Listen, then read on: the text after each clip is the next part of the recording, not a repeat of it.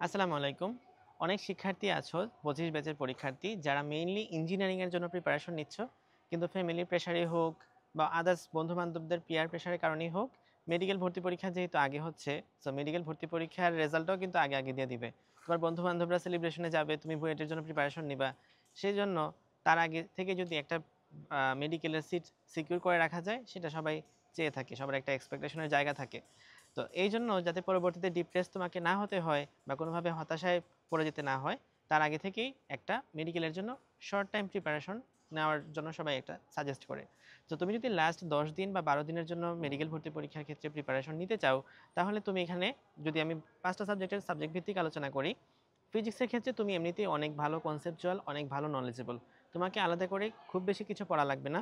তুমি জাস্ট মেডিট্রিক্স থেকে অথবা মাস্টার কোয়েশ্চেন ব্যাংক থেকে বিগত বছরের প্রশ্ন, অনুশীলনীর প্রশ্ন সেগুলো পড়ে নিবা। আর যদি আরেকটু বেশি সময় থাকে, সেক্ষেত্রে মেডিট্রিক্স থেকে তুমি জাস্ট যেসব ইনফো টাইপের বিভিন্ন ছক, সেসব জিনিস দেখে নিবা। যদি কেমিস্ট্রির কথা বলি, সেক্ষেত্রে তোমার মেইন বই যদি খুব ভালো মতো পড়া না থাকে, তাহলে অসুবিধা নাই। তুমি চাইলে আমার কুইক রিকেপ কোর্স থেকে জাস্ট অল্প সময়ে মাত্র 15 মিনিটে একটা অধ্যায়ের রিভিউ নিয়ে নিতে পারো, যাতে পরবর্তীতে কুইক রিকেপটা দেখার পরবর্তীতে তুমি জাস্ট শুধুমাত্র মাস্টার কোয়েশ্চেন ব্যাংকটা সলভ করবা। বায়োলজির ক্ষেত্রে তোমার হয়তো এখানে অনেক কিছু অগোছালো, অনেক বেশি, কারণ এডমিশন টাইমে তুমি এটা খুলেও দেখো নাই এবং তুমি এইচএসসি 25 ব্যাচের ছিলা, সুতরাং তোমার শর্ট সিলেবাসে পরীক্ষা হয়েছে, বায়োলজি তোমার অত ভালোভাবে গোছানো নাই। সেক্ষেত্রে আমি তোমাকে কুইক রিকেপ কোর্সে দিয়ে হেল্প করতে পারি। সেখানে মাত্র 15 মিনিটে একটা চ্যাপ্টার তুমি কমপ্লিট করতে পারবা খুব দুর্দান্তভাবে। তোমার এখানে এক্সট্রা ইনফোর দিকে তাকানোর কোনো প্রয়োজন নাই। কুইক রিকেপে যা এক্সট্রা ইনফো আছে সেগুলোই এনাফ। এর বেশি কিছু আসলে তোমার জানার দরকার নাই, কারণ তোমার একটা চান্স সিকিউর করা দরকার।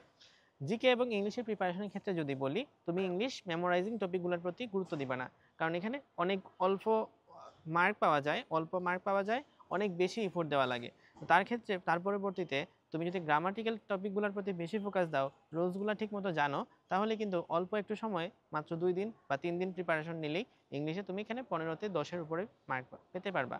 আর লাস্ট অফ অল, জিকের ক্ষেত্রে তুমি যেহেতু অনেক ডিপে জানার সুযোগ নাই, সেক্ষেত্রে তুমি ইন্টারন্যাশনাল ইস্টাবলিশড জিকে অংশটা তুমি তোমার প্রিপারেশন থেকে বাদ দিতে পারো। কিন্তু রিসেন্ট জিকে এবং বাংলাদেশের যে বিগত বছরের প্রশ্ন, ধরো বাংলাদেশের সবচেয়ে দীর্ঘতম নদী কি, এই টাইপের ইনফোগুলো কিন্তু তোমাকে পারতে হবে। সেজন্য তোমার ভালো হয় বিগত বছরের কোয়েশনগুলো, অর্থাৎ মাস্টার কোয়েশন ব্যাংকে যা কোয়েশন আছে সেই কোয়েশনগুলো, এবং রিসেন্ট জিকে। আর খুবই ভালো হয় যদি হেলথ জিকে, যেটার পিডিএফ আমার এর জিনিতে পাওয়া যায়। তুমি যে কোনো কোর্স নিলেই হেলথ জিকেটা পাবা।